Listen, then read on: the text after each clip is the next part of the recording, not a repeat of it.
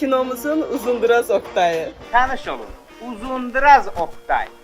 Oktay müəllim, filmdə deyirsiniz ki, qadın böyük qüvvədir. Hələ də eyni fikirdəsiz. Bəli, qadın böyük qüvvədir, əlbəttə ki. Mən bilirəm axı. Qadın böyük qüvvədir. Nə olub ay xala?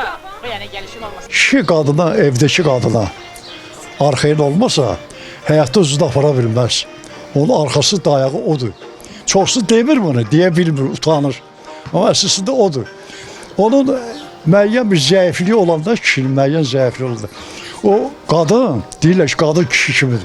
Qadın həqiqətən evdə onun arxasında elə möhkəm durur ki, o da arxaya hərəkət edir. Qadın doğrudan böyük qüvvədir. Görünür xanımınız sizin arxanızda yaxşı dayanıb. O mütləq, nə danışsa. Bütün uşaqların bütün problemlərini o həll edir. Qadın da olan qüvvə həqiqətən, o baxmıyor onlar ki, xrupkidilər, nazikdilər falan, yox. Onlar fiziki də kişilərdən güclüdürlər. Onlar çox yaşayırlar. Qadınlar ümumiyyətlə çox yaşayır, kişilər az yaşayırlar. Kişilər zəif millətdir, zəif məxluqdur.